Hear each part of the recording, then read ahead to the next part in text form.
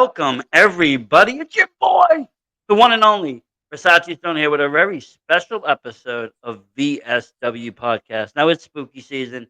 I tried to get somebody really scary, and I thought really long and hard, and I found the most scariest person that I could find, the one and only Doctor Redacted. Welcome to the podcast.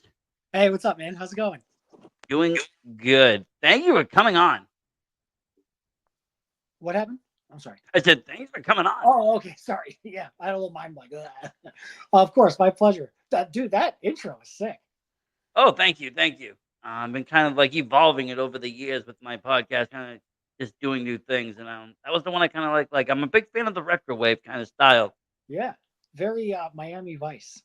Yeah, I like it. I like it. It gives me good feelings, good vibes. We love that. Um, and that's what I'm about. I'm about positive energy. I like to spotlight independent wrestling. That's where my passion is. I mean, I grew up. Yeah, I watched WWE and all that fun stuff. WWF at the time, actually, but what got me back was around 2018, 19. I got into the independent scene. Um, I started watching local shows and then reaching out on IWTV and grasping at everything that I could. There's so much on IWTV. It's the best. Love it. It is. Now, when did you get into wrestling?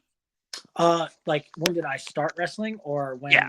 when? Um, years and years and years ago. So it's funny. I started training when I was 18, but then I got hurt training and then fell out of it for a while, and then came back, and then I did Kaiju Big Battle for like 7 years, and then um, what WrestleMania was it in Tampa? It was around pandemic time.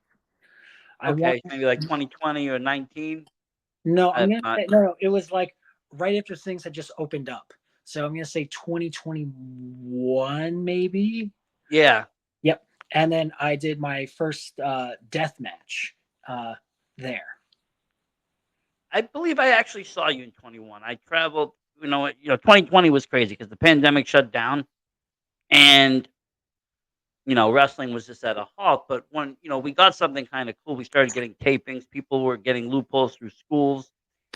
We got to see all this kind of like more artistic value. And then once wrestling opened up, like the fan base just went wild. So like I was one of those people that just started traveling. So I went all the way. Actually, I saw you all the way out in VXS. Oh hell yeah, dude! Which VXS? A party all the time. That was in New Yeah, that Jersey. was like the Jersey, Pennsylvania line there. I think you Gotcha. fought. Gabriel Sky.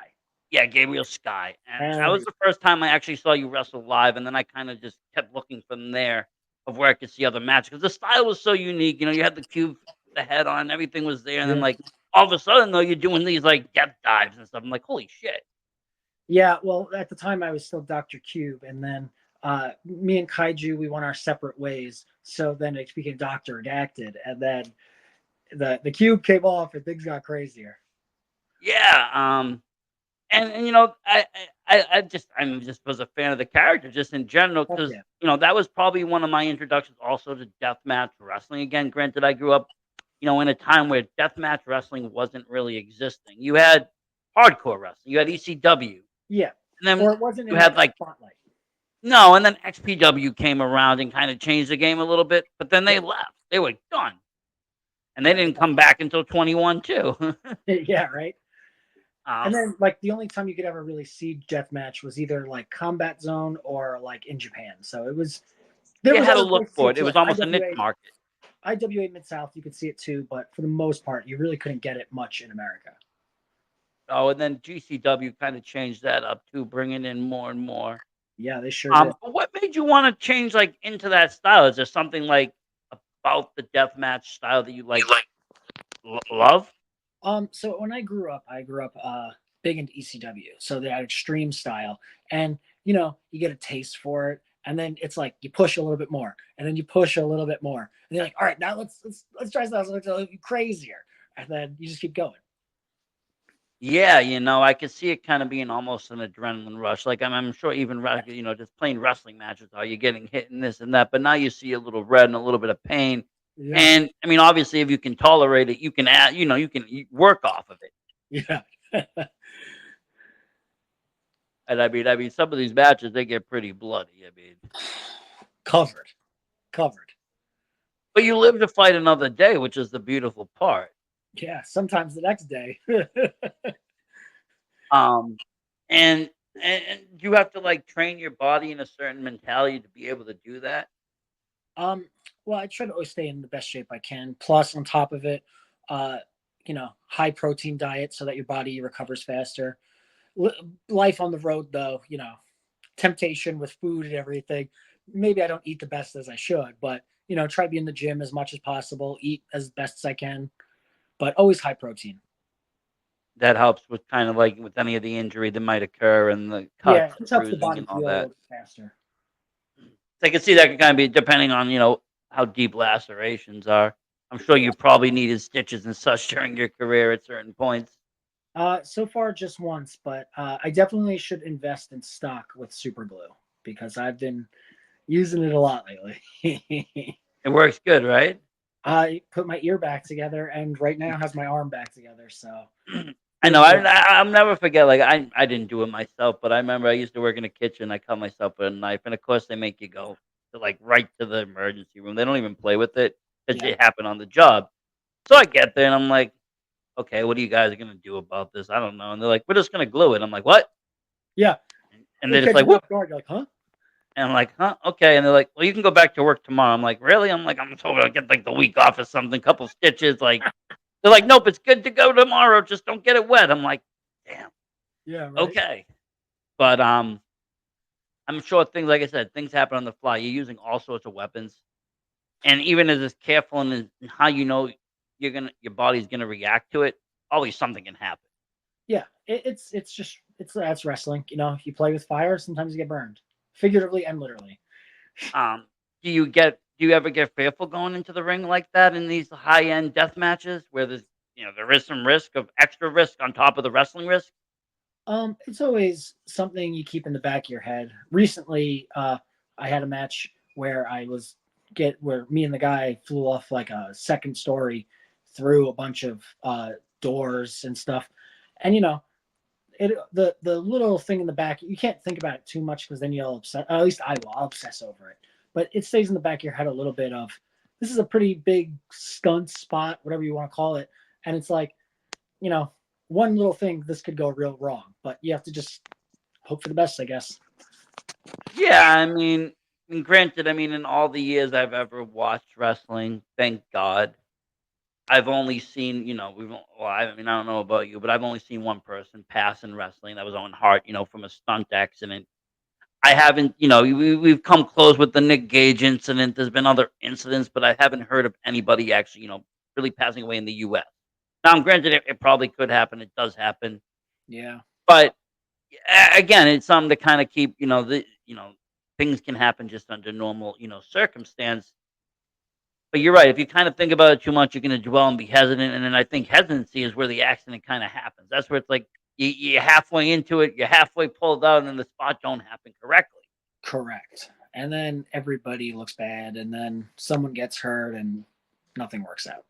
Yeah, nobody wants to get hurt. I mean, that's the idea. I mean, you might want to bleed, but you don't want to definitely get hurt. Yeah, no, nothing too bad. No concussions, just cuts. And I mean, I have to say, I mean, to pull it back a little bit, the cuts is mostly cosmetic, I would guess, right? I mean, they can't be too deep where you're like you're losing blood to the point you can't fight anymore, or move anymore, or start to see Yeah. blurred, unless it's really something bad. But by that time, they're usually calling it. I would take it. Yeah, I had one recently that like really got my arm real good, and mid match I had to get it taped back together. I felt like Sabu for a minute, and like a blow smoke up my own ass type move right there. Um, it definitely like I was like, oh, my arm just hurts now. Like doing like little like putting weight on it. I was like, oh, that was a bad idea. But you know, it's not life threatening. I'm not going to lose an arm or anything like that. But sometimes when you see lots of blood and when you can see the inside of your arm, it's like, oh shit. Yeah, I get what more, I I get that more might not have been what I wanted to do. yeah, I get more frustrated if anything because it's like, fuck, you know. Well, yeah, 'cause nobody wants to go to the hospital, wait all night, and then you just had a match. You're tired. Now you got to go to the hospital and wait all night. Then And, you got to and explain to them why you're there. exactly. What did you do to it? Well, I was a death match wrestler. I decided to do this spot. You did what? Can we check your head too? Like, Yeah, it and must be awkward. as a doctor, I can tell you the healthcare system is not on our side. So it's it's like Neither do is I the insurance companies, I bet, either. yeah, it's like, oh, do I want to be in debt for the rest of my life, or just super glue it back together and call it a day? So you do real doctoring stuff. Oh no, I was just making the joke because I'm the Oh, I didn't know. Some yeah. people are. You never know. Like they could be like doing surgeries during the day and like death matches at night. You never know. Imagine. I just set up my own patients. I just hurt guys in the ring and then operate on them later. I love it. I love it. I love the Yeah, lore of it. It could be true. keeping my own Um, business alive. yes. Just a match a weekend and you can pay off. The paydays would be incredible. Yeah, I just got to learn dentistry, start knocking people's teeth out, and then fix those. Tag with Britt Baker. You guys can open Yeah. up your own little shop. That's so funny. What would you say your like favorite weapon? What's your weapon of choice? What do you like to really do damage with? Ooh, that's a tough one. I'll always love the garbage can. Love tubes. Love what is it called? Glass panes are always sick. Um, I'm a big fan of a lot of them, to be honest. I know I'm saying that now, but I'm like, you know what? I fucking love all this shit. Like classic chair, like so sick. There's ones that are underutilized that I think are great. Like a ladder is always good. I know that sounds pretty broad, but you don't really see it that often, and not used in. Unless it's a ladder match. Yeah, exactly. Um, Ironing boards. Let's Ooh. get on it, people. They are sick. They are sick. Um, there's a bunch that I feel like just get underutilized, and I'm like, people need to use this shit more You often. know what I've seen recently, like, because people, some people don't like the tax, or some people. Well, I wouldn't say they don't like the tax. The ring don't like the tax. Or the people that are using the ring, they don't want them to use the tax because Yeah, there's just exactly. pain. So I've seen a lot of Legos being used, and those Uh, look fun. well, think about it this way. Think of how much it sucks, like middle of the night stepping on Legos. Now Oh, I they're know. I your got a whole kid. body projected. I'll take tax any day over Boom. Lego. That's what I've heard. I've heard most people say the tax are better than the Legos. Yeah. Oh, another good one is keyboards, like typing keyboards, because they Oh, like the old explode. school ones. Yeah. No, the new school ones are better because they're super thin and they have a better chance of exploding. It still hurts somebody, but the visual of the explosion is sick. Oh, wow. Yeah. And Wow. you can swing it a little bit faster because it's a little bit lighter. That's awesome. I mean, like, I think that's something that's kind of changed over the year. I mean, especially for U.S. wrestling. Yeah, you had all these chairs and trash cans and stuff, and that was kind of ECW's thing. They brought in a little bit of barbed wire. We had some other weapons, Tables. Yeah, but fire then from time to time. as we started to kind of catch up, I would say with the Japan scene, we started bringing in the glass, Yeah. and that changed the game forever. I think those, the light tubes and all of that, Yeah. The because that light tubes not and the only it gives damage, but the visual effect of that thing just poofing and the smoke going, it's like, damn. and the blood and everything. And it's just but I'll tell you, you get to a show and like especially like an all deathmatch show, and that first tube pop, it just like okay, let's go. Yeah, like, I mean, I was in 21. I don't think there was any glass used at that VXS show. But No, later on in the year, I would go to like GCW. I'd see like Moxley versus Nick Gage. It was glass lubes like all over the place for that show, yeah. and then we were like a third row, and I was getting like pelted with little pieces of glass. It was like poop, poop, poop. Fuck yeah. And I know there's gonna be a lot of glass at ICB. That's been one of those shows that I've seen come to my area like constantly, and just always hear that it's like Yeah. boom, I see that. lot of action, a lot of excitement. That's gonna be a good one. I can't wait for. I haven't been to New England in a while, so I'm really excited for ICW. Yeah, and I think that it's like again, it's one of those. The venue's really cool. The show's been I've been around here a couple of times, but I've just always been busy, and this time I got the wife to come too, but she doesn't know it's deathmatch wrestling. She thinks it's just like a regularly indie show that like we're Yeah, going to, and it's like she's not gonna like it, but she will eventually, yeah, she'll come around. maybe. It's one of those She'll things where it's better seeing it in person than it is for the first time watching it on video. I've noticed because anytime I've like had someone like watch it, they're like, "Oh my god, dude!" And then when they watch like it in person, that they're like, Yeah, because not for nothing. I feel like on the video cam side, they're gonna zoom into the cuts and the blood and the gore and stuff. And you know what? When you're there, you're gonna run off the crowd and half the shit you're gonna miss with your eyes.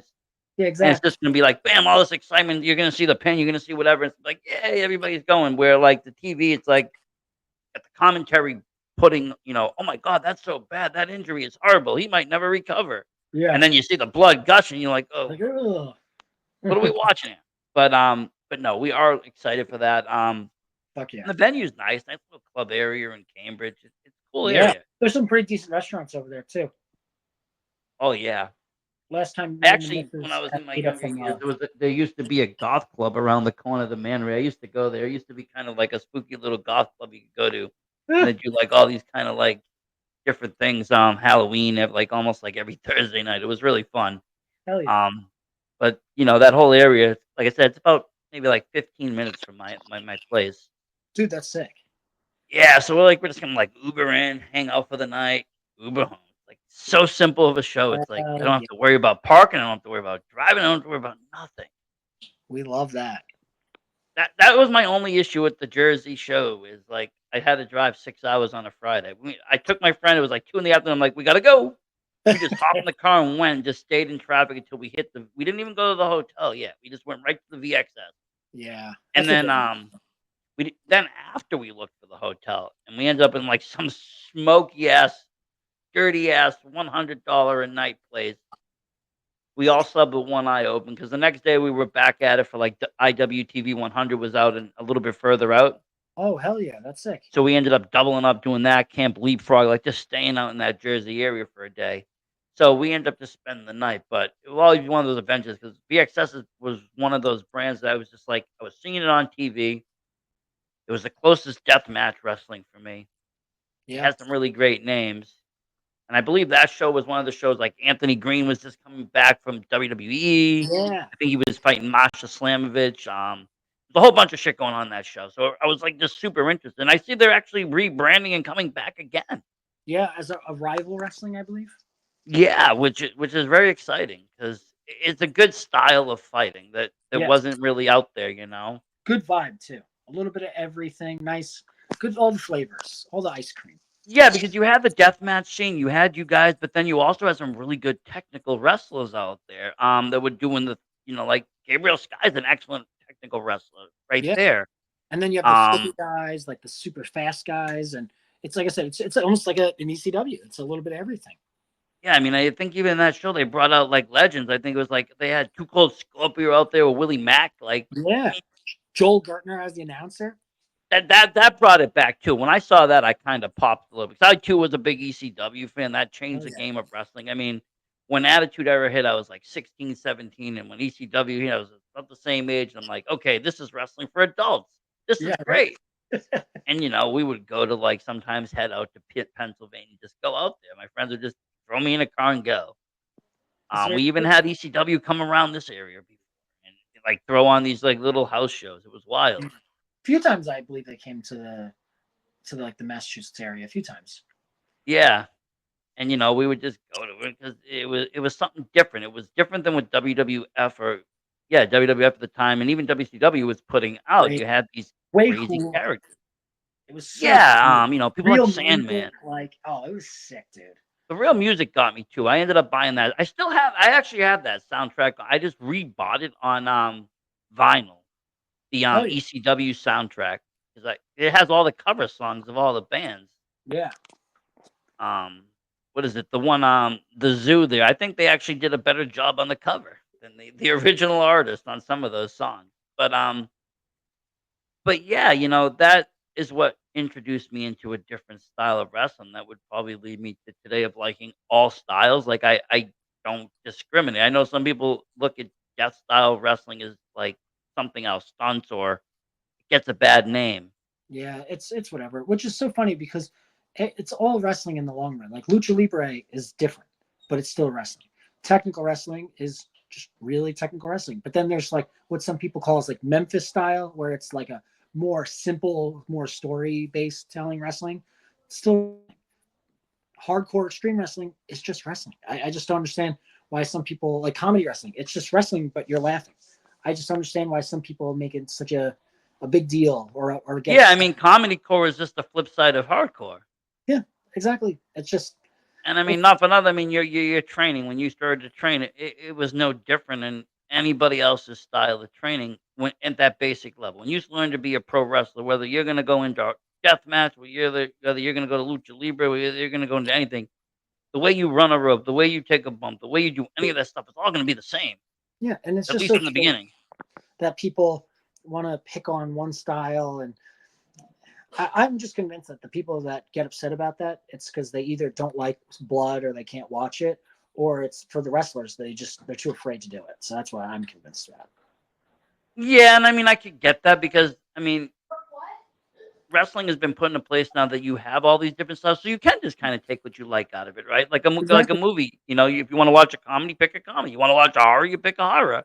Me personally, I I'm look at it this way: if like you go to a GCW show, and you're not into the death matches, or you're not into the lucha libre match, that's the match where you go buy merch, or that's the match where you go get a snack or a drink or anything else like that. You don't have to sit there and then bitch and complain about it. Just go do anything else. yeah, I find that to be the weirdest like thing about wrestling. Like out of everything in wrestling, and then you've probably seen even weirder shit than me because you've been in locker rooms, and I've heard they get pretty weird. But the weirdest thing to me is the people that go to these shows pay $65, $70 because they're expensive, Yep. especially if you wanna sit close, and then do nothing but complain on social media. But it's like, just stay home and shut up and save Yeah. $70. Just stay home and watch the damn pay per view. Then who cares? It's It's like like the matches that are going to happen. They're all advertised. You know what you're getting yourself into. So I don't get why people make things such a silly little ordeal. yeah, I mostly stay off of, like I said, social media unless I have to do business on there to advertise because I find it just to be a pit. It's like an endless pit of just negativity. Yeah, it sure can be sometimes. I mean, granted, I found great groups of people that I've been, obviously have joined with, and I have people that I talk to, and I made great friends on the internet too. Oh, But it's all about kind of just knowing where to kind of go, and when you start to see things going a certain direction, just to kind of get out because you'll spend a whole day fighting with a troll that probably isn't even real.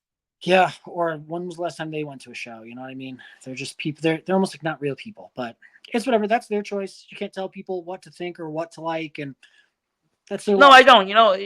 And that's always been my philosophy. I just skip over it. I don't talk about it. I don't. I just move along. I keep talking about the wrestling that's coming up, the good wrestling. You've worked a bunch of promotions. What would you say your favorite one was? Oh man, that's so tough. There's just so many that I like working at. GCW has been great lately. Like I love ICW. Um, this new spot in Portland, Oregon, Pacific North Death. The whole first show is on YouTube. Give it a shot. The second show is also going to be great. Um, the second show is in January 17th. Don't quote me on that, but I think that's the date.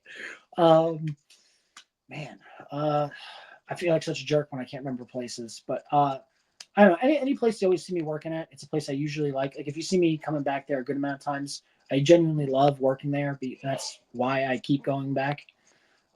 So there's good wrestling everywhere, good spots. Has there ever been any promotions where you've like worked and been like, "Fuck this, I ain't going back"?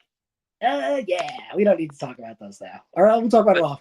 We'll talk about it off camera. yeah, yeah, no, but I mean, I'm sure there has been like just in general that. Oh But you're yeah, one that's not just gonna take. I guess my follow up question was, you're not just one to just take any booking. You're a little bit picky on what you do and where you go.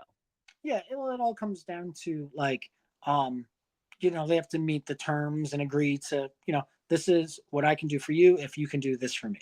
It's that sort of deal. And if they can't, then oh well, just can't do business then. But that's okay. And that's business everywhere. I Yeah, mean, that's exactly. wherever you go. If I go to a store and I don't like the price of something, well, I'm not gonna buy it. I'm gonna go to Yeah, and I'm another not gonna like place sit and there go and say elsewhere. these places that can't do the business or whatever are bad or anything. But you know, at that time, it's not going to work out. But maybe later on down the timeline, who knows? Yeah, definitely, definitely. And then I mean, I'm sure there's other places that safety is a factor too, always because safety is the number one thing in wrestling. And sometimes I feel like it doesn't matter if it's deathmatch wrestling, comedy wrestling, any kind of wrestling. Yeah, You're always gonna have something that gets infiltrated that people aren't legitimately trained. And when you get that in a scene, it's kind of scary. Like, not for nothing, I've been in situations where I've been, at shows helping film and stuff and record, and I've seen people put on death matches. And when they're having like, it's not granted there's no glass involved. They're using chairs and they're using, Yeah, tacks and stuff. But when you see them miss 5 out of the 7 spots and people are hitting their head instead of their neck, and like, you're more nervous watching this match that you think something's gonna happen than who's gonna win. for It's sure. kind of like shit. This isn't good. This can't happen again. It's like, It's this thing the whole time. yeah, Yeah, yeah, and I'm like, I'm trying to signal the ref. I'm throwing up the X before anybody's even hurt. I'm like, "End this shit, please. Stop yeah. I it. got what you're Stop saying. it, man." Before somebody does, because at the end of the day, nobody wants to see anybody get hurt. Safety's number No, 1 in wrestling. Um, but yeah, you do hear stories. You hear actually a lot of stories, I feel like, in the deathmatch world of, like, I don't know what's true in fiction, so I never get involved with it, but you hear, yeah, like, this company's no good, or this wrestler's no good, or this one's no good, and I'm like, I don't know, I feel like a lot of it is just kind of just hearsay and just kind of BS and just yeah. kind A of lot of it is people like nitpicking. their point of view or whatever. But Me, I as, just as like to watch wrestling. If I like you as a wrestler, then I like you as a wrestler. If I don't exactly like you as a wrestler, then I'm gonna boo you. as a consumer, just you take what you like, and that's why I hate when people play this tribalism thing, or if you like one company, you can't like other companies, and it's like whatever. I mean, unless the company's throwing me a little money, I really don't really show any, allegiance. But Yeah, for sure. Um, but no, I like to follow the talent because I believe in the talent. I've that's the one cool thing about the indie scene. You can watch their arc. You can see people start in Yeah. the lowest of levels, and you can see them on TV, Yep. and you And can you, watch them reach that point and get to that next level. And that's not something you get to do every day in every kind of industry or sport. Yeah, if you were lucky enough to follow somebody in college sports, and you can watch them in the NBA or in the MLB, but you have to follow that. You have to follow their high school and that. You can do that all in wrestling just by hanging around for maybe 5 years and yep. watching someone work, a low VFW show, and then all of a sudden, the next thing you know, they take off, they get these high-end jobs, they're doing better and better, they're on, Wrestling Open, they're on IWTV, they're over here, they're over there. Next thing you know, boom, MLW, and then they're off to, GCW or Yeah. AEW, WWE. It's But it great. happens very fast now, and it's awesome. Yeah. And it's definitely thanks to technology, streaming, being able to just get products out there. That's why it kills me when some of these places um, don't film their, like, I understand not live streaming, but some of these places will stream the show or like film the show, but then not put it out for like days or weeks. And it's like, we live in a society, which for better or worse is the better it gets out, the sooner it gets out there, the better. It works out for everybody better. You don't want to sit on something for weeks or months. Just get it out there. Just get it out No, I mean, there. I do a lot with YouTube, right? I mean, I Yeah. have like 81 something thousand subscribers. I do a lot of shorts. I do a lot of interviews. I do a lot of things. Now, granted, the interviews I run them live via every place but YouTube. YouTube, they get released once week on Monday night. Mhm. But I tape other stuff at shows that I go to every weekend. If I don't get that stuff out by, like, Monday or Tuesday, I already feel like it's too late, that stuff's already irrelevant, and I'll just wait till the next show. Yeah. Unless it's something really cool. Unless it's, like, some really cool spot Sure. that, like, I've missed or something. 'Cause at the show, sometimes I'll forget things, I'll go back and I'll say, "Oh, wow, that was amazing." I mean, For even sure. some of your stuff, I'll still go back and post. I'll go back to that VXS show and, like, get the spot where you, like, hopped off the top. Yeah. Oh yeah. And stuff like that, or throw retro stuff that I have up. But for the most part, it is, you don't want to sit on all that because it's good just to boom, get it out. And you do see that sometimes with promotions, they won't put their product out for like months, and it's like that's okay, but why? Like if you want to get people to go to the next show, let them see it because not everybody that can watch went to that show. Plus, if they see results, which with wrestling, I feel like it shouldn't matter, but with some people that does. And if they see the results, they're like, okay, I don't need to watch now.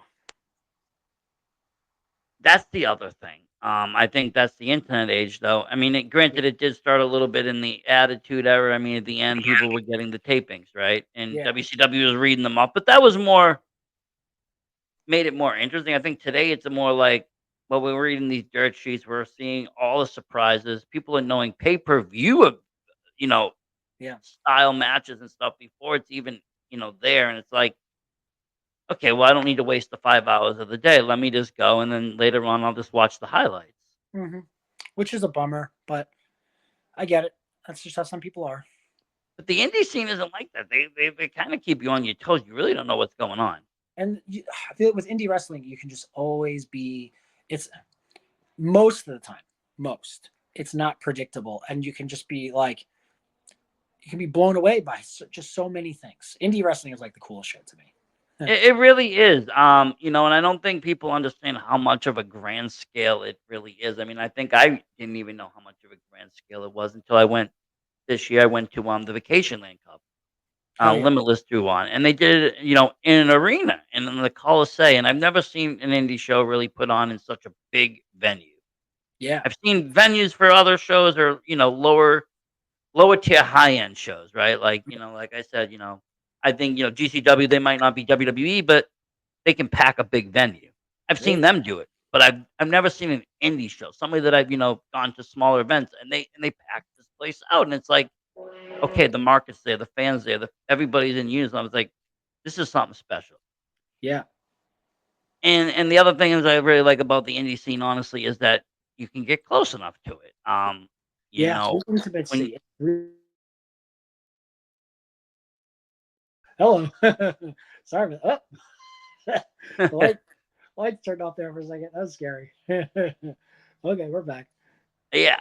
No, the intimacy, it makes a difference when you're, whether you're sitting front row or even in the last row of an indie show, you're pretty close. You're close enough to, people to see you. The stars will talk to you. You get intermissions. You can talk. You can buy stuff. You can meet people. You don't really get that feel at WWE unless you have a lot of money. Yeah, exactly. Like a lot. And then most of the time it's okay, thank you, goodbye. Yeah, and I mean, not that it's not cool to meet your favorite childhood star or some big star. That's great, but it's kinda cool when you go to a show and you go there multiple times, and by the 3rd time you go, you're walking by and the wrestler says, "Hey," Yeah. They recognize you, they throw they you know you. a They'll be like, "Hey, Versace, how you doing tonight? Oh, good to see you again. Oh, back yeah, for more wrestling." Like, at least, they start to recognize. Sitting in the front row, a lot of times, you'll start to get picked on by the heel. They'll start to recognize you. They're gonna mess with you. yeah. It's Um, so sick too. It's so cool. It's like I said, and it's like going to a concert at like a local club compared to going to an arena. It's just right there. It's in front of you. The intimacy, the interactions. It's so much cooler in my opinion. Not knocking the big stuff or like the big arena or any of that, but like that intimacy, like right there up in front of you. Like you could essentially reach out and touch people.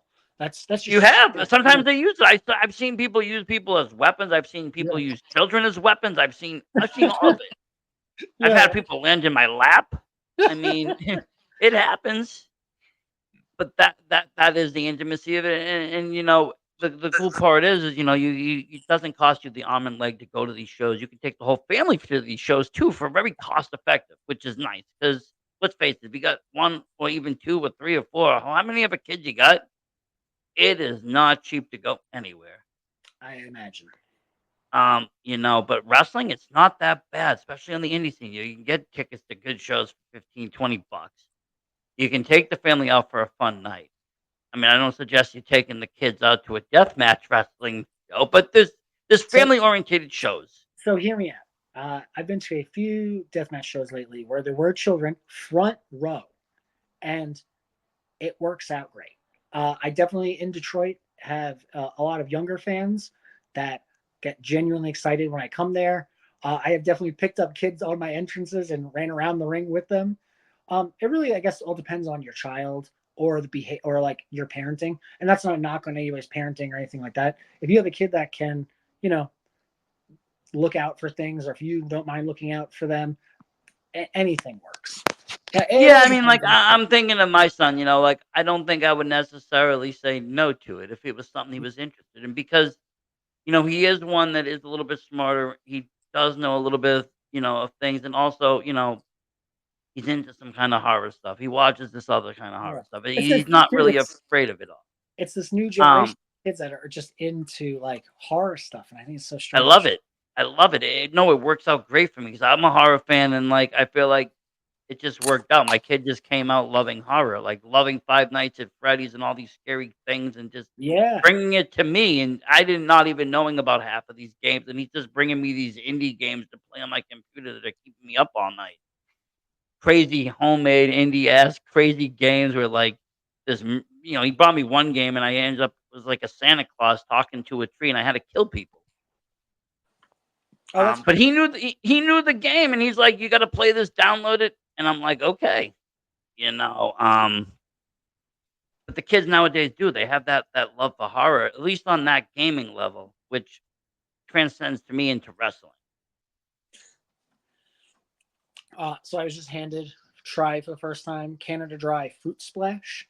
Oh, Uh, nice. it's fantastic. It tastes kind of like a diet Shirley Temple. Oh, that's nice.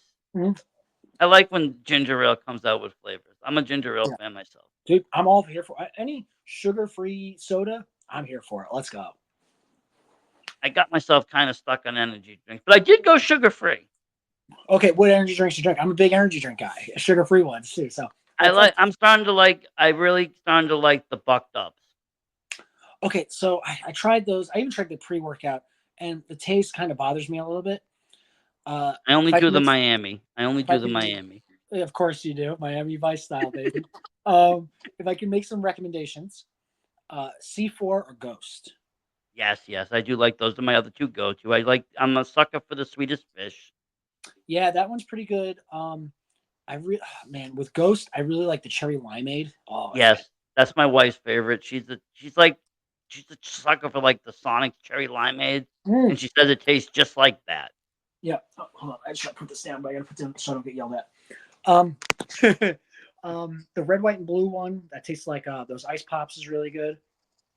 They just came out with Welch's grape juice flavor. I That's saw that too. awesome. It's Yeah, the so cherry good. popsicle too. I like the popsicle flavors. Yeah, the C4 ones, they're pretty good.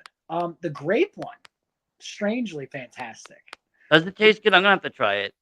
the cherry popsicle, I liked, but the cherry starburst that they did was way better. And I wish they'd bring it back because it's gone right now and it's Is devastating. it?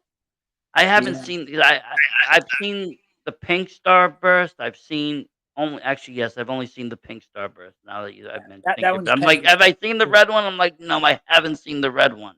Yeah, Kenzie loves the pink one. That's her favorite. But, yeah, I don't really mess around too much with Monster, Red Bull, or all that stuff. I feel like it has too much sugar, so the C4, like the Ghost, usually my go-to. Once in Yeah, a while, the Bucked Up because it does hit that 300 mark. But and now I've seen the C4 has a few that are now a little bit more, caffeine. yeah, the fruit punch one, it kind of tastes like similar to Kool Aid almost. It's pretty good. I like the fruit punch one a lot. Um, they have like their version of like the bomb pop, like the red, white, and blue ice pop one. That one's also pretty good. Um, the only downside about the 300s with C4 is most of the flavors have like a weird aftertaste for me. Kind of throws me off. The Yeah, regular they're not as C4s good. don't. They're not as good. Yeah, And I only end up even drinking 300 milligrams when I have to do, like, long rides. Anything else is, like, 200. Because exactly. I'm not gonna stop at, like, twice, but, like, sometimes 200 won't get me to my destination. Driving for some reason gets me in this rhythmic mood where I just get chill. And then when you get those like long drives, and it's like hypnotizing almost, and you get tired, and the second you stop driving, you get out of that car, you're wide awake. Yeah, it's crazy, but, yeah, you're right. You get into this almost trance, and it's like, either something has to happen on the road, like, you Yep. swerve or something and snaps you out of it, or you Yeah. just, you get to your destination and you're there, and then you get out and you're like, "Oh, wait a minute now, I'm I'm not not even tired at tired. all. I was just about to take a nap." Like, Yeah. It's so funny eh because like you could just pull over at any rest stop, and it's just like you flick the light switch on, like, oh, okay, we're ready to go again. But now it you've been is. all over. What's the furthest you've traveled for wrestling? Oh man, we just got back from Japan in July, so that was pretty far. Driving wise, one time we used to live in Vegas, so we did me and the missus and two of our buddies. We did the drive from Vegas to Chattanooga, Tennessee, which I highly suggest don't ever do that ride. It was way too long. And then when we moved to Chicago, we did the drive from Vegas to Chicago, which wasn't bad. It was only like 10 hours. So, but some of the drives can be something. We'll say. Did you do any of the did you wrestle any of the Black Label shows out in Chicago? No, I never did those. In Chicago, I've only really wrestled for ICW, Ruthless Pro Wrestling, which is another one I really like wrestling for them. RPW, they have some good shows. Um, I wrestled at Bourbon Eagles Club, Logan Square Auditorium. I feel like there's somewhere else and I'm just forgetting it. My memory sucks sometimes. I hate it. When I get put on the spot, it sucks. I will say, deceivingly, Wisconsin. Once you get past Milwaukee, it's like farmlands, and it's like, oh my god, these drives feel like forever. And realistically, it could be like 2 or 3 hours, but you're like, oh my god, where are we gonna get there? Jeez. And you got to look out for children in the cornfields and all sorts of things that you're Yeah, going through there. all the serial killers, the aliens, everything. Jeepers Creepers is coming out for you. They're all on this one stretch of road. Yeah, Joaquin Uh, Phoenix and Sign. but I feel like that's part of it. Like being an indie wrestler or having that of being that, it's like part of the car ride. It's like part of like it's part of the whole experience. Like we're gonna drive Yeah. today. We're not taking no flight. No one's paying us to fly. We're driving. Recently, okay, so right before we left for Japan, it was like very shortly right before Japan, we did this crazy loop. We got picked up in Chicago, went from Chicago to Detroit, which is about 4.5 hours, 4 hours, not so bad. And then from Detroit down to Knoxville, Tennessee, then back to Chicago. That's a little tour there. Yeah, it was a bit of a loop. Me and Tommy Trainwreck, and I was like, damn, man, that was a lot. It was How one of is those things, Japan? dude. It was okay. So let's go over a few things first. So I don't know if you have you ever been to Japan or no? No, I have not. I haven't had the pleasure. I've been to Okay. Europe, not Japan. Yes. Okay. So Japan in the summer is the hottest place you will ever encounter. It is living on the sun. It is think of like Las Vegas summer with Florida humidity. It's awful. Um, Again, the heat with the humidity, what nobody likes. Yes. I've definitely said this before on other places, but um, we definitely had to buy a UV umbrella, which I didn't even know that was a thing. Um, and it was just crazy. Like you step outside, and within the first 4 minutes, you can feel that sweat like dripping down your back already. And I was like, God, Yeah, dang. I would never even expect it. I would think it would just be kind of just maybe even Yeah, cold. I don't yeah. know. Or you would just think, oh, it's like just normal summer. No, it's not normal summer. It is literally the hottest place like ever. Other than that, though, the food was great. It definitely took me a little bit to like catch on to some of like the little like culture aspects of things. There's a lot of places where you don't even think about it to like take your shoes off right before you walk in, and they would like tell you, and it's like, oh, I'm sorry, I'm sorry. Um, the train system is really, really good, but you have to like, it takes, you have to learn to get it down. Like you're gonna mess up a few times before you get it. Um, Google Maps works great. Uh, all the convenience stores, like over there, 7-Eleven, you can get like legit good food there, like actual Wow. real deal. Like I was getting like butter chicken curry, like it was great. Yeah, Um, I noticed everywhere but US has really good like quality food. US got yeah, like the poorest quality. It's crazy. When I went to Europe, it was totally different. Like the food there, like yeah. I could eat pounds of pasta and not even get tired. I didn't like nothing. I come Even here like the like nothing. McDonald's was cool over there. I know people are gonna be like, you went to McDonald's over there? You It's got different though, different ingredients. They don't allow exactly. things. People don't get that. Like a lot of ingredients that we allow here is restricted in other countries. Okay, but here's the downside because we were just talking about energy drinks over there. If you want sugar-free energy drinks, just Monster. That's it. Oh, you got to forget about all that. While you're there, you got to do the green tea. Uh okay. I tried a. There was one tea that I tried, and man, I gotta tell you, I can deal with some stuff, but I don't think I've ever spit something out so fast before. I was like, this tastes like sock water. Like it just tastes like you took like sweaty socks and made a drink out of it. I don't really do too many hot drinks, especially when it's like 9 trillion degrees outside. So I tried some of like the green tea sports drinks or whatever, and no. I like buying No, the flavored things or like food or candy or ice cream or donuts or anything like that. But when it comes to like the actual tea, it's like, oh, I can't do this. But I yeah, I've definitely done it lived for off. I was doing it for a while. For a little while, I was making my own green tea and just I heard it was really healthy, and I was just brewing like just leaves, and it does have a like you gotta just acquire taste that shit. Yeah, you got to just But like I was also have. putting it over ice and just drinking it as fast as I can with the straw and just getting the caffeine into me and like ASAP, and then drinking something else after to get rid of the taste. Yeah. Um, but it could be effective. That's too bad they don't have anything but Monster though. You would think that they would be ahead of the game and have all these cool they're drinks. they're so weird with diet drinks and zero sugar drinks. Like, you can find Coke Zero everywhere, but they do not sell Diet Coke like at all. No It Diet must Coke. be like it must be one of the chemicals in. Like I said, it's weird in foreign countries how they ban certain things and it's like no, Yeah. no, no, I got to try or it's something they don't.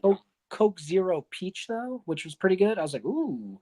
The biggest atrocity was uh, Pepsi Zero pineapple. No, nope, nope, No, nope. no, that doesn't sound good. That That sounds that went scary. right. Yeah, Pineapples that and went right Pepsi don't mix. right into the garbage. Um, but like the other downside, and it's not really a downside, it's just it's a cultural difference, is that you can't like edit a lot of the foods. Like you have to, like if you see something, you have to order it as is for the most part, most places. So I am someone who doesn't eat fish or eggs. Just not my thing. Whatever. The eggs you can kind of pick out, so I can move past that. Like with ramen, the egg comes, Yeah, you take the big chunk out. I get put it in, the wife's bowl and call it a day. Um, fish but paste is a little harder to get out. yeah, like sushi, I can't do it. But I'll tell you, the ramen, the steaks, the convenience store chicken, it was incredible. Like, oh, she'll hate me for this, but I bring up all the time. I'll be like, man, I miss those Japan steaks, or I miss the Lawson's like chicken nuggets. Like, man, I miss that shit. That's great though. And how was the wrestling? Was it a lot different Ooh. than here, or was it similar? Okay, so the fans aren't as like aggressive over there. There will be times during a match where it's like not silent, but it's quiet, and it doesn't mean you're doing bad or anything. It's just that's how they are over there. Or you'll They're get paying people, attention. yeah, yeah, or you'll just get people that will like they don't really get into too many like group chants. Like you'll never hear like ECW. It's sometimes you will here and there, but for the most part, you'll just hear like random people yelling out your name. Um, it was great. It was a lot of fun. It was a little bit more tame than I expected. Like I don't know, maybe it's because I'm like a cuckoo person, but I'm used to like having like going like using all of these weapons, doing crazy stuff. And over there it would be like barbed wire boards, two of them, and chairs. That's it. Or one No match. explosions or nothing. Not Uh, electrocuting. No fires. Nothing. yeah, no fire inside now. Some I was told that someone set someone else on fire, and it was like bad, and the guy like rolled out of the ring and everything, and they cannot do indoor fire anymore. Um, Mm. it was, or like they'll have like one match where they're like just light tubes and chairs. That's it. And I like to get a little bit more creative and do a little bit more. And I'm this goofball jumping off balconies, doing crazy shit. I had some great matches. I loved it. I got to wrestling Cork and Hall, which was like the coolest thing ever. I got to be in the magazines, which is also pretty cool. Like wrestling magazines are still like a big deal over there. Oh, that's Um, awesome. Because I love that kind of like media. I feel like yeah, we lost it here, but like even we get PWI, but like I'll try to get the ones that come out in the UK and stuff because I found that I grew up in an era where I that's how I found out about indie wrestling or other yeah, promotions. right. It's from magazines because I didn't get it on TV. There was no IWTV. There was no way to watch this stuff Yeah, unless you swap tapes.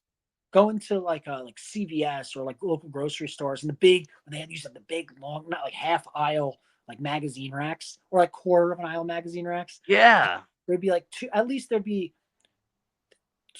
three, two or three different like independent magazines that weren't like WWF magazine or like ECW mag. It would be like PWI, and then there was two others who I can't recall the names of them because shame on me. But it'd be so cool to see all these guys, and I'd be like, oh my god, this is so cool, this is so different. Oh, and you learn from it because not all of us were old enough to tape trade or knew anyone to tape trade with. Yeah, I mean, I didn't even know it was such a thing. I knew there was tapes, Yeah, right. obviously, but I didn't know, the people. I didn't know there was an independent industry, is what I didn't know. Because I mean, as a kid, we had independent shows. People came around. We had the fire department and stuff would come around and sell us like tickets. They'd be like, "Hey, you want to donate? We'll give you wrestling tickets." My Yeah, dad would always do it, me being the wrestling fan, but I'd show up at the show. There'd be a bunch of guys and girls that I have no idea their names, couldn't even remember them. They weren't memorable, they had no character. And then yeah, there'd be like Honky Tonk Man and Warlord and all these guys that were from yeah. WWE. Yeah, obviously I went there, I get the Polaroid photos and the ring and all this cool shit. Maybe a T-shirt, maybe. You know what? At that time, I don't even think they were really doing the shirt deal. They like Yeah, mostly they were pushing the Polaroids in the middle of the ring. yeah. And ECW was trading kind of cards. shit. Trading cards were going. Trading cards, WWF trading cards. People were doing that. But when I stepped into an indie show in 2018, it was totally different. Guys and girls had characters and main event spots, and they weren't enhancement talent. They were the stars of the show. There was Exactly. nobody having to be brought in, and it was just a totally different game for me. I'm like, wow, this is so cool because now for me, a lot of the promotions that I see, it's not the only thing different than the TV is the production, the $1,000,000 production. They might not have the cameras, the lights, the flow, the all the explosives and all of that, but the wrestling, it's the same. The And people, the I kind of, passion is even better. yeah, I was gonna say I kind of like it better where it's a little bit more like gritty and more like, you don't want to go to some place where they're like, it looks like rinky dink, like mud show crap. But when like they're coming out of the curtain or they come out of the door, it's something about it just hits different. You know what I mean? Yeah, yeah, and you don't need all of that glitz and glamour. Sometimes that just takes away from what people are doing because people they get caught up on that moment. They get caught up on their entrance more than their match, and it's like that's cool, but that's just part of your match. You got to go now and do it. Don't blow all your energy in that first Yeah. 5 minutes, and then you can see there later they're gas. It's like, and I get it. We live in an era where, like you said, people are on their phones. They're doing things. You can get fame in 15 seconds. Really good spot. Yeah. Something that can just boom. But you don't want to do 20 of those 15-second spots. You want to incorporate into a story and into something of a watchable match. You don't It's want just more of the bigger fighting for picture, the not just the viral clip. yeah. Don't fight for TikTok. Yeah. So it was funny because before we were talking really badly about social media or like the downside of it, but the upside of it is that like independent wrestling from like when you were younger or when I was younger, it was kind of like just a few local people and then like the stars of yesterday coming in, making their cameo, maybe their match, whatever. And there would be what 60 to maybe 100 people there. And now Maybe. with like social media and like the internet and just stuff like that, you go to these independent shows that have, like they're like, for example, you like independent wrestling, like, you like the big stuff too, but you go to your independent shows and like you have fans of just that stuff now, not people that are just like, yeah, I'm going to go for a night out with the kids. It's no, we like, oh, that weekly show is coming up. Make sure we have off for that day, or make sure we can have nothing going on. And it's just so much cooler now how like the internet helped kind of make independent wrestling go from that like little underground night out on the town like favor to like, oh, this is the thing we all look forward to now. It And is. there's It hundreds. is cool. But I also think that wrestling has changed socially. Like when I was in school, we were made fun of for liking wrestling. We were Yeah, called, all sorts of names because we were, it was some fake stuff. And I feel like at some point in the world, it's all changed. You can do that. You can play, board games. You can do Dungeons and Dragons, play Magic the Gathering. You can do all this crazy stuff that we exactly. were made fun of back in the day, and now it's all fucking cool. So funny enough, I have this discussion so much. I hate it too. I'm wearing a Kingdom Hearts sweater. When I was Yeah, younger, Kingdom Hearts 1 and 2 had just come out for PlayStation 2. Um, yeah. I had to keep that like secret. Like that was top You like secret. Disney? You're like, what? What are you playing? Yeah, I had maybe 3 friends or like 3 people in the whole school who knew that I played stuff like that. Or I remember for a while, like, the trading card games, we'd have to play it, but we'd play it outside or whatever. And if you saw someone walking by, you'd like hide it and like Nobody could know. Nobody could know. Yeah, kids would be That's scratching wrestling cards, they'd girl. be ripping cards, they didn't care, and even with wrestling, they'd come by, they'd take my magazine, rip it in half, throw it away, be like, "Eh, this is garbage." So, like I said, we Yeah, used to get into fight with kids at lunch, they'd be like, "Wrestling's fake."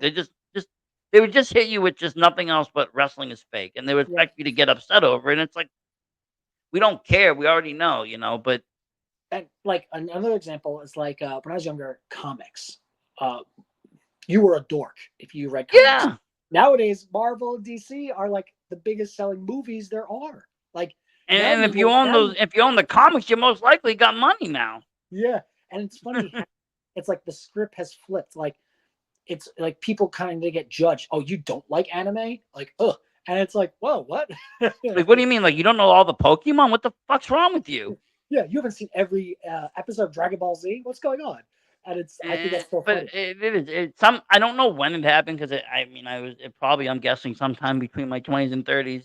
Yeah, Um, but it flipped, and it's pretty cool because it gives the newer generations a way of looking at all this great stuff without having to be afraid of liking all this cool stuff. being scrutinized for just liking stuff, liking Yeah. stuff that's not harmful or bad or anything like that to anyone. It's just this is an interest that people have. Like, who the fuck cares? No, I mean, like, even, like, you're showing that, but, like, back in the day, if you were a kid and you were a boy in this and you showed interest in Disney, you might not be looked at too, you might have been frowned upon among the boys Yeah. or in football You and were a the loser. sports. Yeah. You were a dork. You were a But loser. now, like, there's dudes out there that are making a whole living just by doing what I'm doing, sitting in Disney World talking about It's a Small World, and they're Yeah. making cash. And People good are for them. watching them, they're having the time of their life, and they're known celebrities now through, social media and internet, and everybody's cool with it. No one's saying nothing, no one's giving nobody nothing, and I think it's a better place. Everybody can just kind of enjoy what they like, as long Exactly. as it's not harming. I see that's the only thing that I find that it's when something harms somebody else or harms a group of people, then, it'll get shut down. But As it should. if it's not doing that, it's fun, Yeah. Exactly. Who cares? Like, oh well. you Um, know. it's all like another thing that kids today, and I hate being like the old guy screaming at the clouds right now. Man, have you ever looked down the Lego section of places lately? It's crazy. They have Yeah, Legos I for mean, I sale. got a 6-year-old. We gotta go shopping every Friday, like, we gotta go Lego shopping, and the things that he first of all, I mean, the things that are out there now is just It's the insane. coolest shit ever. I almost want Yeah. to buy it. I can't walk down the aisles because I'm like, well, first of all, Legos are pretty much gold at this point because that's how expensive they are.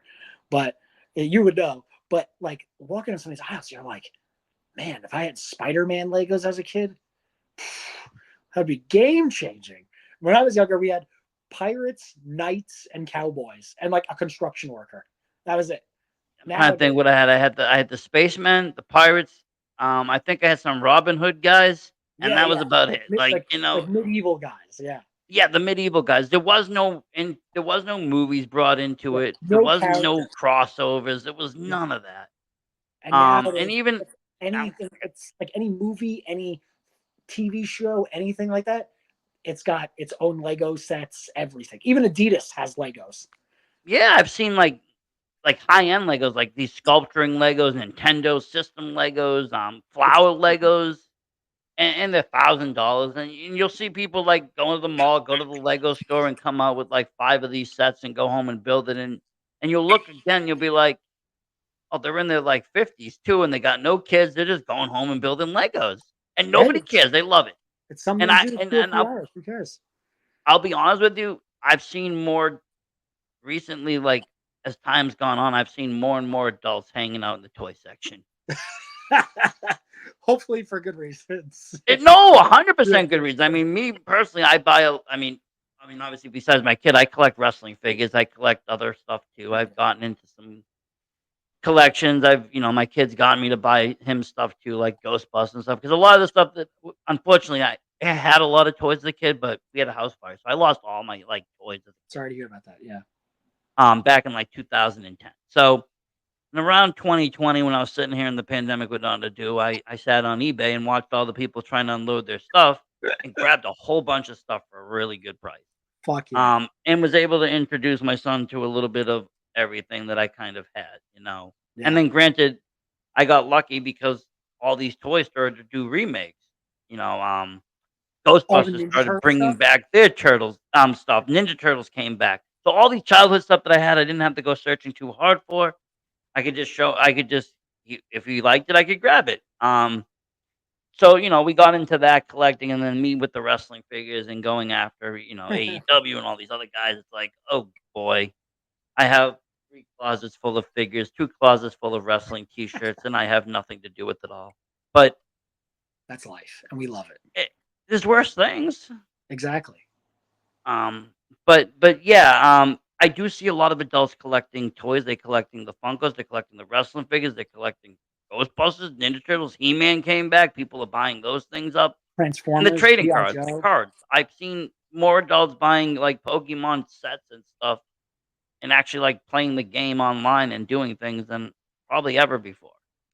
Yeah, we play Magic the Gathering, so we're really into that. I've So been playing that since probably Unlimited. hell yeah. I unfortunately don't have my cards anymore. I got rid of most of them, but I play online now, and well, and not that it matters. None of my cards would be useful because they would all be banned. Every one of them would be banned across the board.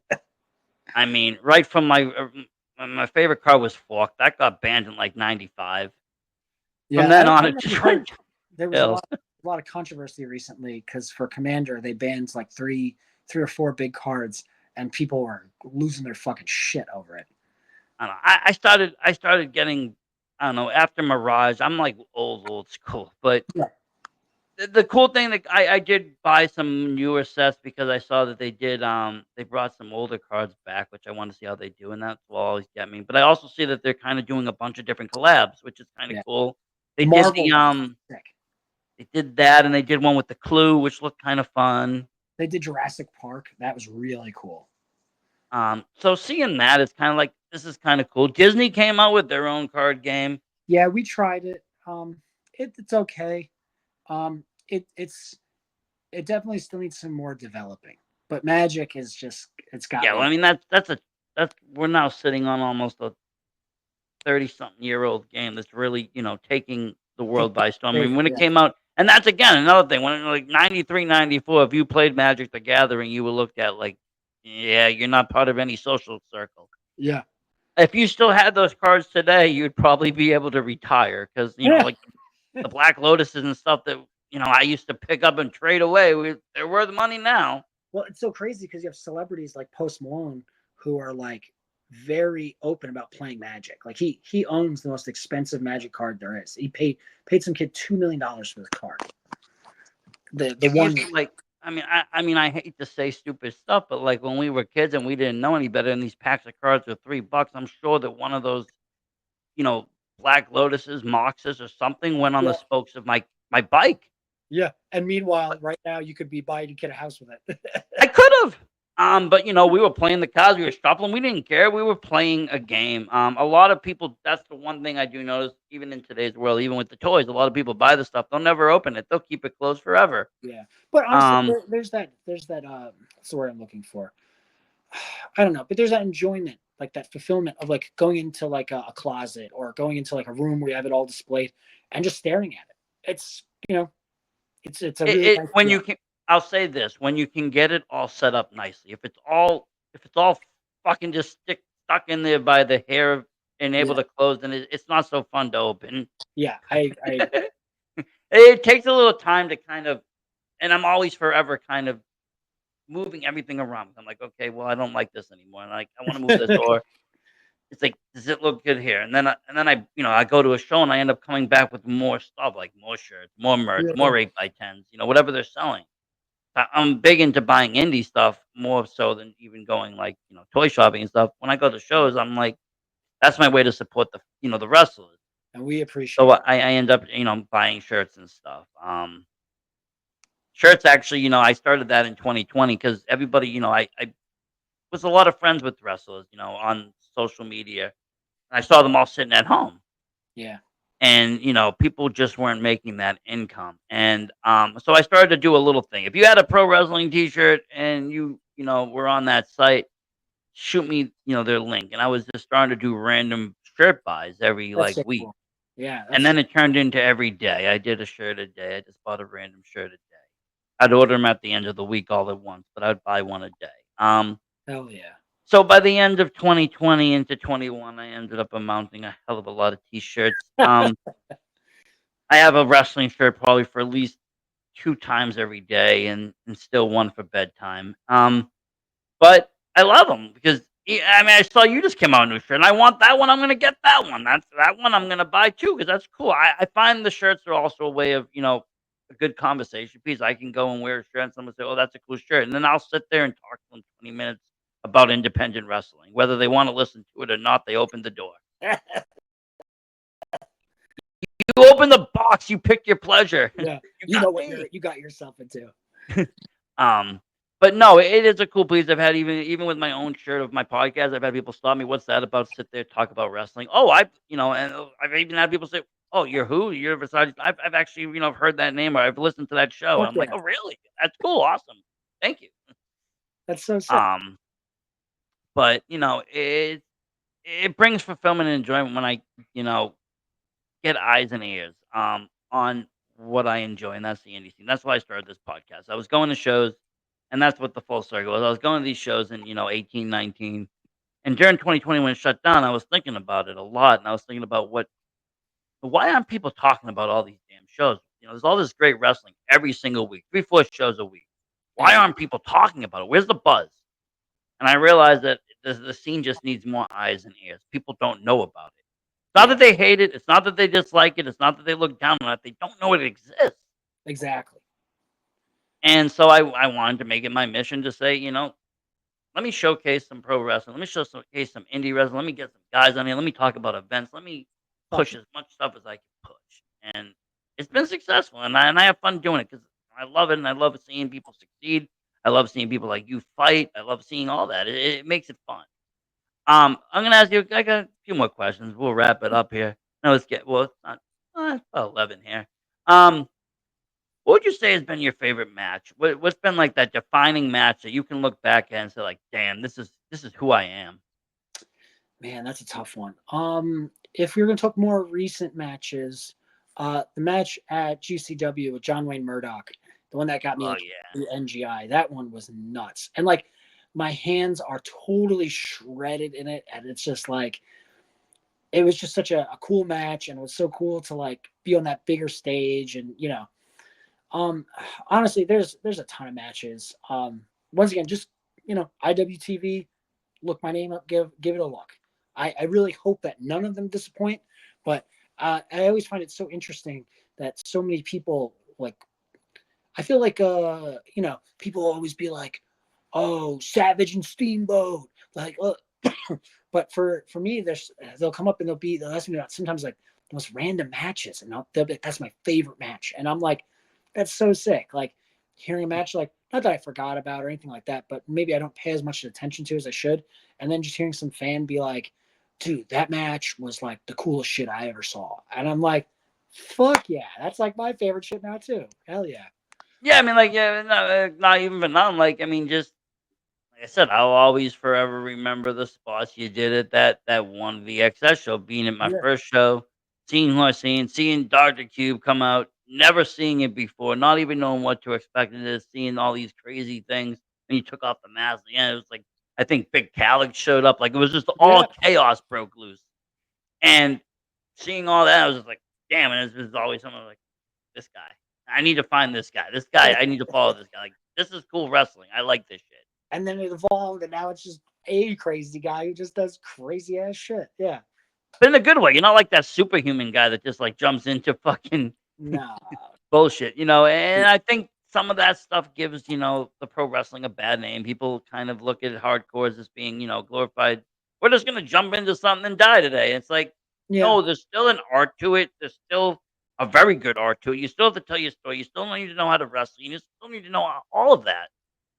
Well, it's funny because when you say it that way, it's very accurate, but it makes you think of like for example, like when you were younger and people would be like, wrestling's fake. That's like the same thing as going up to these guys who don't do the hardcore style and just being wrestling's fake.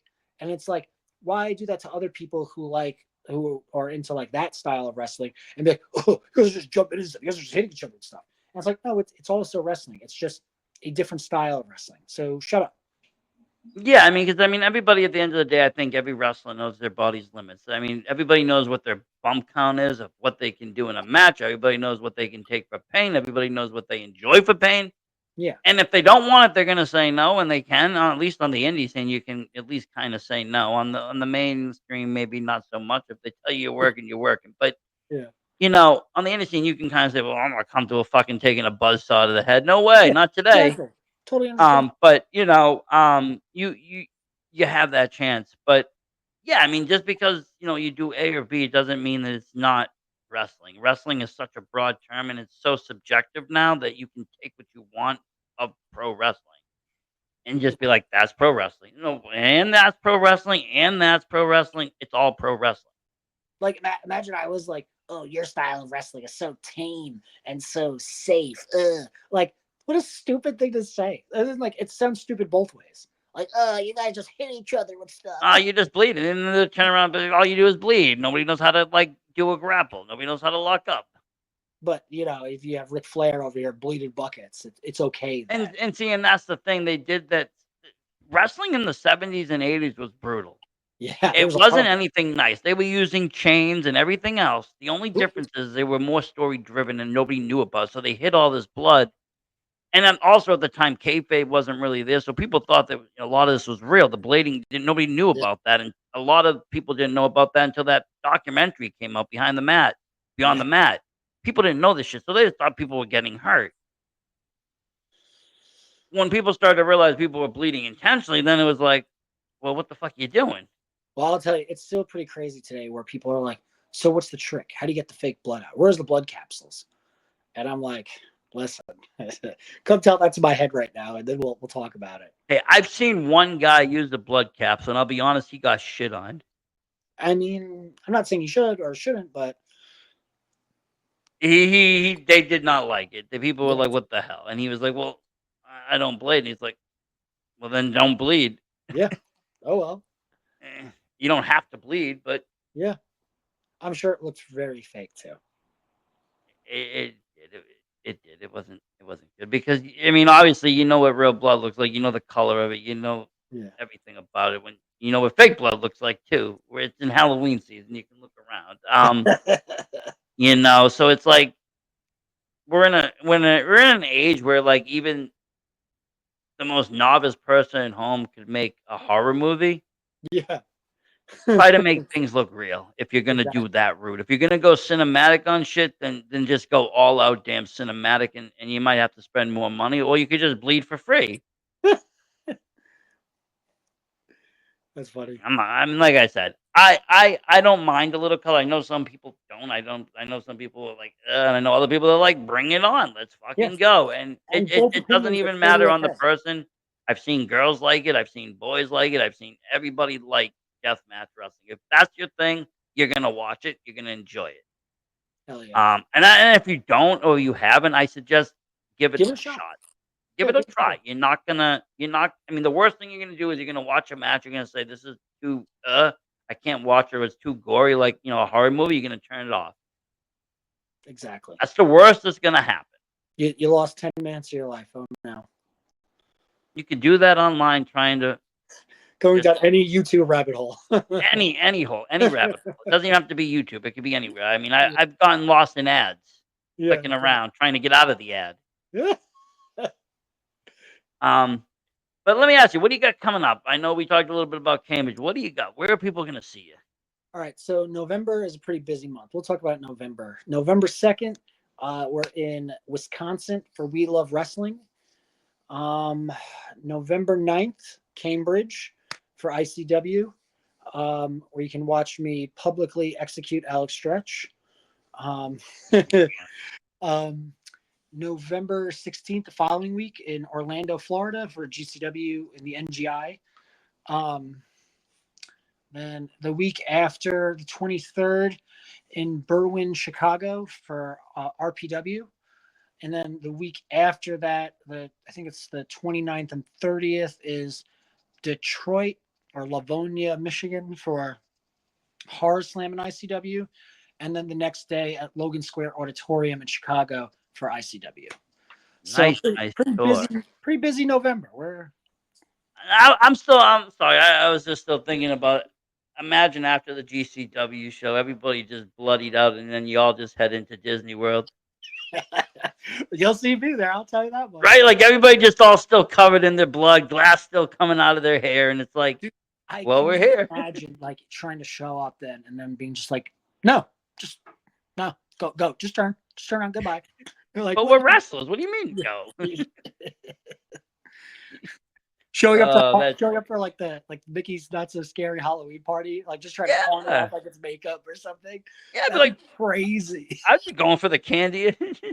I would genuinely be curious if they would pick up like, oh, those are real lacerations, or oh, that's real dry blood. Like I'm curious if you could get away with it. I'm not encouraging it. They might be giving you a job for cinematic. They might be like, we really like your wounds. You guys want to work for our like movie department? Be like, Yeah. about that. Yeah. I mean, money talks. Yes, yes.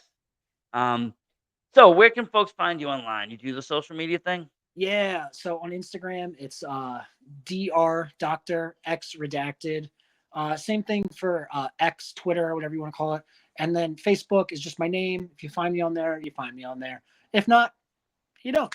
But Deathmatch Worldwide, if you want to take a look at my whole shirt catalog or any of that stuff, we love Deathmatch Worldwide. Corey supports all of us. It's like pro wrestling.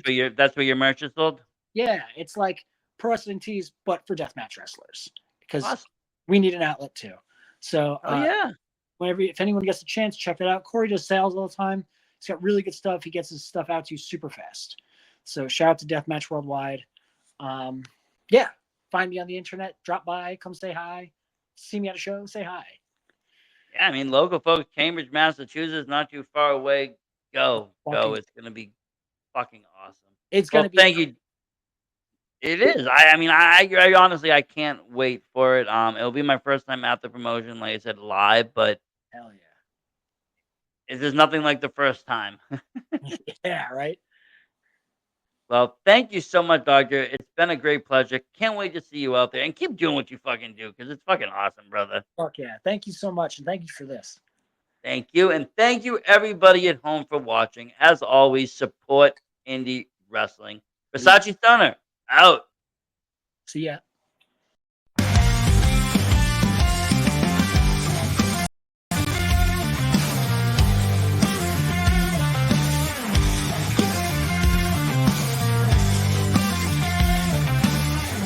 In the ring with me in the tail.